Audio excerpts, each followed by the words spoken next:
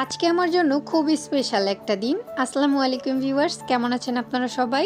গত ৫ বছর আগে আল্লাহ তাআলা এই দিনে আমার কোল জুড়ে একজন পুত্র সন্তান দিয়েছিলেন।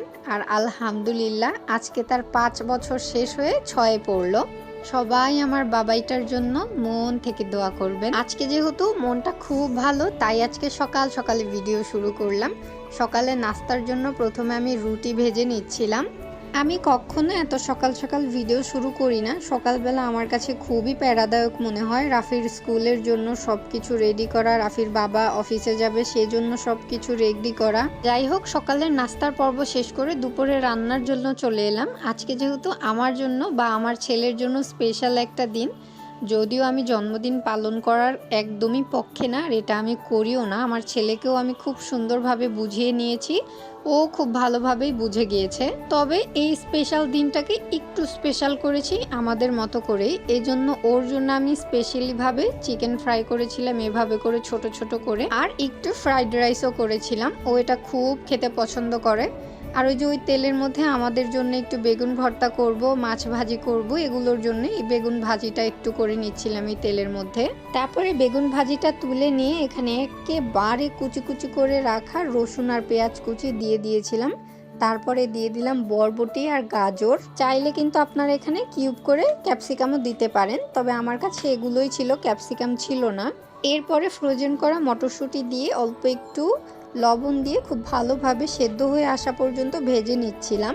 আমি এখানে একটা ডিম দিয়েছি, চাইলে আপনারা 2, 3টে যে যার ইচ্ছে মতো দিতে পারেন, আবার চিকেনও দিতে পারেন। তবে আমি যেহেতু চিকেনটা এক্সট্রা করে আলাদা করে ভেজেছি, এজন্য আর এখানে অ্যাড করলাম না। এগ ফ্রাইড রাইস হয়ে গেল আজকে আর কি। যাই হোক, আমার এখানে সব কিছু কিন্তু খুব ভালোভাবে সেদ্ধ হয়ে গেছে। আর এবার আমি পোলাওয়ের চালের যে ভাতটা আগে থেকে রান্না করে রেখেছিলাম সেটাই দিয়ে দিয়েছি। অবশ্যই চেষ্টা করবেন এই পোলাওয়ের চালটা যে রান্না করবেন তারপরে ঠান্ডা করে নেওয়ার জন্য, তাহলে কিন্তু ফ্রাইড রাইসটা খুব ঝরঝরে হয়। আমি প্রথমে কিছু দিয়ে মিশিয়ে নিয়ে তারপরে যে বাকিগুলো ছিল ভাত, সেগুলোও দিয়ে দিয়েছি। এবার ভাতের জন্য এক্সট্রা করে মশলা দেব, এজন্য আমি এখানে লবণ দিয়ে দিয়েছি পরিমাণ মতো। তারপরে দিয়ে দিলাম সয়া সস, যদিও আমার এখানে একটু সয়া সসটা বেশি হয়ে গিয়েছিল। তারপরে দিয়ে দিলাম আজিনোমোটো। অবশ্যই চেষ্টা করবেন আজিনোমোটোটা দিতে, খুব টেস্ট আসে তাহলে। যদিও আমি এখানে কালো গোলমরিচ গুঁড়াটা দিয়েছিলাম, ভিডিও করতে ভুলে গেছি আর কি।